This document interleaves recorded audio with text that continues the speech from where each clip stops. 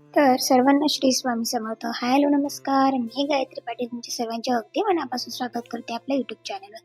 तर आता तुम्ही मागच्या ब्लॉगमध्ये सुद्धा बघितलं होतं का नवरात्रीमध्ये मी सर्व काही साफसफाई करून घेतली होती. किचन पूर्ण क्लिनिंग झालेलं होतं, भांडे सुद्धा लावून झाले, भांडे वगैरे सुद्धा क्लीन करून झालेले होते. आणि किचनमधलंच म्हणजेच महत्त्वाचं काम जे की आपल्या रोजच्या वापरामध्ये असतं ते म्हणजे फ्रीज क्लीन करणं. घेतलंय तेव्हापासून एवढी डीप क्लिनिंग मी कधीच केली नव्हती. बाकी वरच्या जे काही म्हणजे वरतून काचाचा ग्लास आहे त्याच्यामुळे ग्लासवर मी कॉलिंगने त्याला छान पुसत असते आणि ते नेहमी चमकत असतं कारण की त्याच्यावर काच आहे. पण मधले जे काही ग्लास कंटेनर आहे किंवा ज्या काही वस्तू आहे आणि मला हे पेपर सुद्धा चेंज करायचे होते, जे की मी नवीन पेपर्स आणले होते फ्रीजसाठी. म्हणून म्हटलं चला आज पूर्ण फ्रीजची क्लिनिंगच करून टाकू, कारण दिवाळी येते आहे आणि लक्ष्मी मातेचं आगमन हे प्रत्येकाच्या घराघरामध्ये होत असतं, अगदी सूक्ष्म स्वरूपामध्ये, जे की आपल्याला दिसत नाही. मात्र जिथे स्वच्छता, समृद्धी, प्रसन्नता असते किंवा शांतता असते तिथे माता लक्ष्मी निरंतर अशी वास करत असते. आणि त्याच्यासाठीच महिला सुद्धा प्रत्येक, आता नवरात्री झाली आणि किंवा पितृपक्षामध्ये, पण आमच्याकडे पितृपक्षामध्ये अगदी बरंचसं म्हणजे ऊनच पडलेलं नाही, बऱ्यापैकी पाऊस होता. त्याच्यामुळे आता नवरात्री झाल्याच्या नंतर बऱ्यापैकी महिलाही साफसफाई किंवा क्लिनिंग मोटिवेशनमध्ये लागलेल्या आहेत. कारण प्रत्येकाला वाटत असतं का माझं घर हे छान असावं, सुंदर असावं आणि स्वच्छ दिसावं. तर मी सुद्धा आता फ्रीजचं क्लिनिंग होता, तर त्याच्यासाठीच मी आता पूर्ण काही जे काही आहे फ्रीजचं सामान वगैरे ते काढून घेते. कारण मला आता भाजीपाला वगैरे आणायचा सुद्धा होता आणि मग एवढा वेळ जर भाजीपाला वर ठेवला तर बऱ्याचशा वस्तू या खराब होतात. म्हणून म्हटलं चला आधी फ्रीज वगैरे क्लीन करून घेते, नंतर भाजीपाला वगैरे सुद्धा आणल्यावर आपल्याला पुन्हा तो स्टोअर करून ठेवता येतो किंवा डब्यामध्ये पुन्हा पॅक करून ठेवता येतो. म्हणून आज फ्रीज सुद्धा खाली झालेलं होतं आणि त्याचाच फायदा इथे घेऊन आज मनावर घेतला आणि फ्रीज क्लिनिंगला सुरुवात केली. बऱ्याच दिवसांपासून होतं का करायचंय, पण काय होतं ना, टायमिंगमध्ये पूर्ण दिवस हा निघून जातो आणि आजही तितकंच काम होतं, पण तरी सुद्धा म्हटलं चला आज फ्रीजचा मुहूर्त मात्र लावूनच टाकला. आणि त्याच्यामध्ये मी मैदा, रवा अशा वस्तू सुद्धा ठेवत असते, जेणेकरून त्या खराब होत नाहीत. आणि मैदा झाला, रवा झाला किंवा भगर झाली, या वस्तू आपल्याला बरेच दिवस काम सुद्धा पडत नाही, म्हणून मी फ्रीजमध्ये ठेवते. आणि आता ग्रोसरी वगैरे शॉपिंग सुद्धा झालेली होती दिवाळीची, त्या सुद्धा बराचसा सामान जो काही होता ग्रोसरी शॉपिंग ती भरली होती, त्याच्यातला बराचसा काही फ्रीजमध्ये सुद्धा ठेवावा लागतो. तरी म्हटलं चला आता पुन्हा लवकर फ्रीज क्लिनिंगला घेते. आधी सर्व काही त्याला छान असं खाली वगैरे करून घेतलं. त्याच्यानंतर हे काही ग्लास कंटेनर होते ते घासायला घेतले. इथे घासत असताना मात्र मनात किंवा डोक्यात खूप सारे विचार चाललेले होते की हा जर फुटला तर काय होईल, नंतर अहो मलाच ओरडतील का इतके महाग वस्तू म्हणजे ते बोलत नाहीत, पण मग आपल्याला सुद्धा त्या गोष्टीचं वाईट वाटतं का इतक्या महाग गोष्टी जर आपल्या हातून फुटल्या तर पुन्हा त्या परचेस करायला गेले तर तितकंच कॉस्टली त्या असतात. आणि ग्लास कंटेनर म्हटले म्हणजे ते थोडंसंही धक्का लागला किंवा सटकलं तर फुटायचे चान्सेस जास्त असतात, किंवा प्लास्टिक किंवा फायबर असलं तर ते इतके फुटत नसतात. आधीचे फ्रीज कसे होते ना, आधीच्या फ्रीजमध्ये हाच फरक होता की ते फायबरमध्ये यायचे. आताचे फ्रीज तुम्ही जर बघितले तर पूर्ण ग्लास कंटेनरमध्ये येतात आणि हे ग्लास कंटेनर जर असं आपण घासायचं म्हटलं किंवा कुठे ठेवायचं म्हटलं तर तोच प्रश्न असतो का ते फुटायला नको किंवा व्यवस्थित घासायलाच पाहिजे. पण आज मला काही करून मी अगदी म्हणजे खूप प्रिकॉशनने ह्या वस्तू काढल्या होत्या, कारण मला सुद्धा माहिती होतं का ग्लास माझ्या हातून असा आहे, मी कितीही छान प्रयत्न जरी केला तेव्हा नवीन बरण्या असो किंवा काही नवीन शोच्या वस्तू असो त्या माझा जीव घाबरतो घासायला, कारण ते माझ्याकडनं लगेच इझिली फुटून जातात. माहित नाही का, पण मग म्हणून मी ते सुद्धा एक-एकच वस्तू घेत होती वरती ओट्यावर आणि छान असे एक-एक घासत होती. बाथरूममध्ये घासण्याचा प्रयत्न आधी विचार केलेला, पण म्हटलं बाथरूममध्ये सुद्धा उभं केलं आणि तिथे जर सटकून गेलं तर पूर्ण काचच काच तर होईल, पण नुकसानही तितकंच होईल.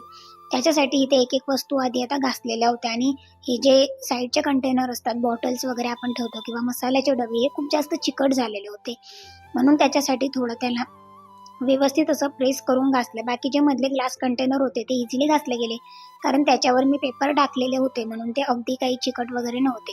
म्हणून छान असे पूर्ण फ्रीजमधले ग्लास कंटेनर घासून घेतले. आणि इथे आधी भांडे वगैरे सुद्धा घासून झालेले होते, घरातली कामं संपलेली होती आणि लास्टचं होतं ते म्हणजे फ्रीज क्लिनिंग करणं. पोछा वगैरे सुद्धा लावून घेतलेला होता, कारण मला सुद्धा माहिती होतं की इथे माझा अर्धा 1 तास जाणार आहे. म्हणून मी थोडं बाहेर ऊन नव्हतं, पण मग थोडंच हवेशीर ठेवलं, जेणेकरून त्यातलं पाणी जे आहे ना ते सर्व काही निघून जाईल आणि मला छान अशा कापडाने त्यांना मग क्लीन करता येईल.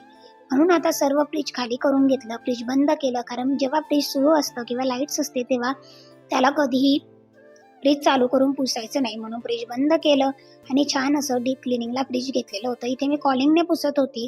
कोणताही स्क्रब किंवा साबण वगैरे किंवा कोणतंही लिक्विड अजिबात वापरत नव्हती, कारण लिक्विडने वगैरे घासायचं नाही.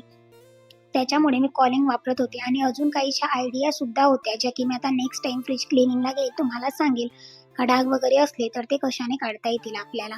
तर आता माझ्याकडे ते अवेलेबल नव्हतं म्हणून फक्त मी कॉलिंगने इथे पुसून घेतलेलं होतं आणि छान असा स्प्रे मी त्याच्यामध्ये स्प्रेड करून अगदी मऊसूत कापडाने पुसत होती. अगदी रफ नव्हता किंवा घासत नव्हती किंवा काही नाही, अगदी निघून सुद्धा जात होते, कारण मध्ये मी आजपर्यंत त्याला हात सुद्धा लावलेला नव्हता ना, पण बाहेरून मी नेहमी पुसत असते म्हणून ते बाहेरून एवढं खराब सुद्धा झालेलं नव्हतं. मात्र इथे माझं साईड बाय साईड पूर्ण मधलं फ्रीज होतं ते पुसून झालेलं होतं. त्याच्यानंतर हा काही इकडचा पार्ट होता तो सुद्धा मी छान असा क्लीन करून घेतला. बाकीचे मधले ते छोटे छोटे दिसत आहेत तुम्हाला ग्लास कंटेनर ते लावलेले होते, कारण ते माझ्याने निघत सुद्धा नव्हते आणि मी काढण्याचा जबरदस्तीने प्रयत्न सुद्धा केलेला नव्हता, कारण ते काचाचे असल्यामुळे जर कुठलं असतं तर घासण्यापेक्षा नुकसान जास्त झालेलं असतं. म्हणून ते 2 राहू दिले. म्हटलं अहो आल्यानंतर अहो व्यवस्थित त्याला काढून देतील आणि नंतर मग मी पुन्हा त्या 2 वस्तूंना घासून घेईल. म्हणून आधी मी असं करून हे छान असं पूर्ण घासून आणि पुसून घेतलेलं होतं. त्याच्यानंतर बाहेरचे जे काही ग्लास कंटेनर होते त्यांना घरामध्ये घेऊन आली. त्यातलं जे काही पाणी होतं ते अगदी छान असं निघून गेलेलं होतं. त्याच्यानंतर त्यांना सुद्धा मी अगदी मऊ कापडाने पुसून घेतलेलं होतं. पुसून घेऊन झाल्याच्या नंतर जे काही फ्रीजमधले ग्लास होते ते सुद्धा असे व्यवस्थित लावून घेतलेले होते. आधी सर्व काही फ्रीज आधीप्रमाणेच लावून घेतलेलं होतं आणि त्याच्यानंतर बाकीचे प्रोसेस पुढे करणारच होती. सो तुम्ही सुद्धा अशा पद्धतीने तुमचा फ्रीज क्लीन करू शकता. आता असं बघितलं तर आम्ही दोघंच असल्यामुळे आम्ही म्हणजे सिंगल डोअरच घेतलेला आहे, किंवा तुम्ही जर जास्त असाल तर तुम्ही डबल डोअर घेऊ शकता. पण डबल डोअरचा एवढा काही उपयोग होत नाही, कारण आमच्या बऱ्याचशा रिलेटिव्सकडे किंवा बऱ्याचशा ठिकाणी डबल डोअर सुद्धा आहेत. पण जे काही वरचा फ्रीजरचा पार्ट असतो ना त्याच्यामध्ये आपण आईस किंवा आईस्क्रीम अशाच वस्तू ठेवू शकतो. बाकी जे काही काम आहे ते खालच्याच फ्रीजचं आपल्याला पडत असतं, म्हणून म्हटलं नको उगाचच पैसे वाया घालवण्यापेक्षा किंवा जास्त एखाद्या वस्तूमध्ये जास्त इन्व्हेस्टमेंट करण्यापेक्षा जी गरज आहे तीच परचेस केलेली ओके. म्हणून आम्ही जेव्हा घेतलं होतं हे फ्रीज लग्न झाल्यावर तेव्हा फक्त असंच घेतलं, म्हणजे सिंगल डोअरचं. आणि याला घेऊन सुद्धा आम्हाला 1.5 वर्ष झालेलं आहे इथे, कारण इथे शिफ्ट व्हायलाच आम्हाला 1.5 वर्ष झालेलं आहे. म्हणून याला घेऊन सुद्धा 1.5 वर्ष झालं आणि 1.5 वर्षांमध्ये मी फर्स्ट टाइम क्लिनिंग करते आहे. तरी ते अगदी छानच आहे, जसं आधी होतं नव्यासारखं तसं. कारण त्याच्यामध्ये पेपर असल्यामुळे ते अगदी चिकट सुद्धा मधले जे काही होते ते झालेले नव्हते. बाकी जे काही हे डोअर आहे त्याच्यामध्ये पेपर सुद्धा नव्हते ना, म्हणून ते एवढं चिकट झालेले होते. म्हणून आता मी डीमार्ट वरून छान असे पेपर सुद्धा आणलेले होते, ते सुद्धा तुम्हाला पुढे दाखवतेच आहे का कोणते पेपर आणलेले आहे. त्याच्यामुळे फ्रीजचा लुक अगदी चेंज होऊन गेलेला होता. आधीपेक्षा आताचं फ्रीज तितकं सुंदर दिसत होतं.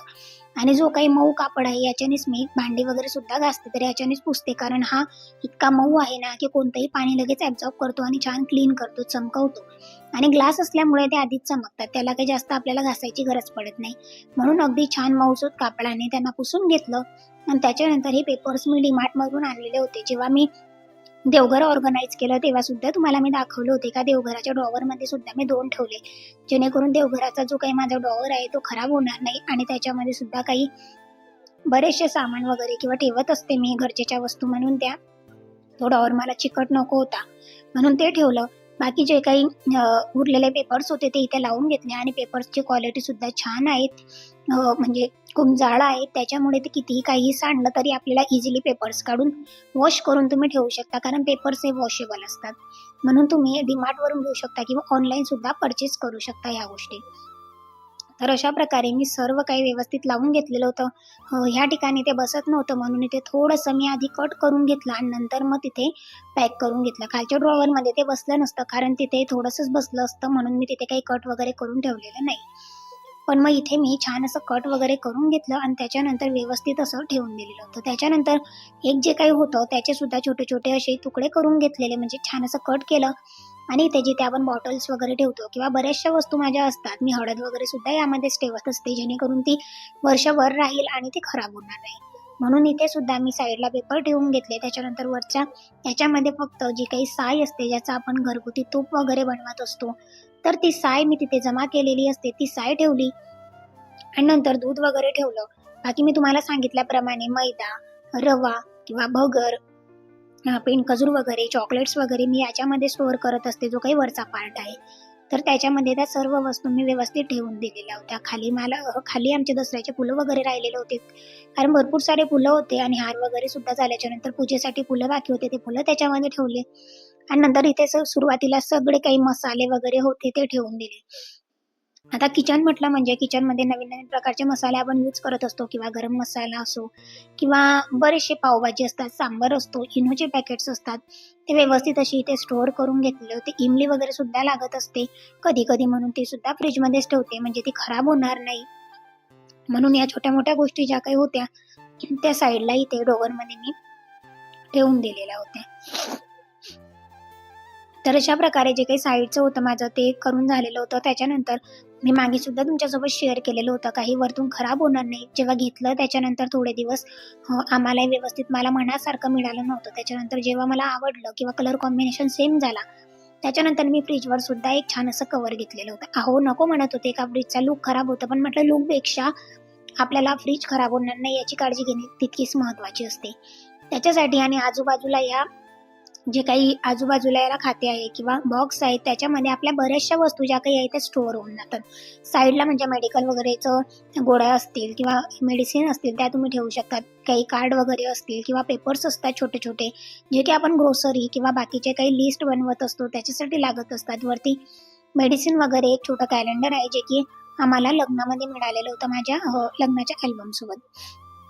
तर अशा पद्धतीने मी सर्व काही जे काही होते ते मेडिसिन वगैरे सुद्धा साईडला ठेवून घेतलेल्या होत्या आणि ज्या काही गरजेच्या वस्तू आहे की ज्या मी नसले सुद्धा आहोंना इझिली मिळून जातील किंवा मी सांगितलं तरी त्यांचं लक्ष असतं, अशा वस्तू मी तिथे ठेवत असते किंवा छोट्या-मोठ्या वस्तू ज्या की घरात हरवू शकतात आणि त्याच्यामुळे फ्रीजचा लुकही चेंज होतो, छान दिसतं फ्रीज आणि दिसायला सुद्धा छान दिसत होतं. म्हणणे कव्हर सुद्धा मी वॉश करून घेतलेलं होतं, कारण घेतलं होतं तेव्हापासून याला सुद्धा काही वॉश करण्याची गरज पडलेली नव्हती आणि आता थोडीशी धूळ वगैरे बसलेली होती म्हणून ह्या वस्तूची धूळ त्या वस्तूवर जाते, त्या वस्तूची त्या वस्तूवर, म्हणून घरामध्ये आता एकही वस्तू अशी ठेवायची नव्हती की ती राहिली होती. आता फ्रीज होतं लास्टवालं ते पण क्लीन केलं आणि ज्या काही छोट्या-मोठ्या वस्तू आहे दिवाळीसाठी आता त्या सुद्धा क्लिनिंग वगैरे सुरू आहेत, कारण लवकरच आता दिवाळी जवळ येत आहे. त्याच्यानंतर बघा फ्रीज सुद्धा इतकं छान दिसत होतं आता अगदी नव्यासारखं. आणि हे आमचं लग्नातलं अल्बम सोबत मिळालेलं छोटं कॅलेंडर होतं ते सुद्धा मी इथे स्टोअर लावून घेतलेलं होतं आणि बघा आमचं असं होतं हे फ्रीज. सो मधून सुद्धा तुम्हाला दाखवते का मधून सुद्धा बघा इतकं छान दिसत होतं आणि अगदी आऊंना सुद्धा आवडला का आता खूप छान दिसतं आधीपेक्षा. म्हणजे पुन्हा ओपन करायला तेवढंच आपल्याला भारी वाटतं ना. असं असलं ना तर प्रत्येकाला तितकंच स्वयंपाकामध्ये आनंद सुद्धा होतो. सो ब्लॉग कसा वाटला नक्की सांगा. ब्लॉग आवडला असेल तर एक लाईक नक्की करा. चॅनलवर नवीन असाल तर चॅनलला सबस्क्राईब करा, जेणेकरून असे छान डेली ब्लॉग्स किंवा क्लिनिंग टिप्स तुम्हाला आपल्या चॅनलवर बघायला मिळतील. तर पुन्हा भेटेल अशाच एका छानशा व्हिडिओमध्ये. तोपर्यंत सर्वांना श्री स्वामी समर्थ. धन्यवाद.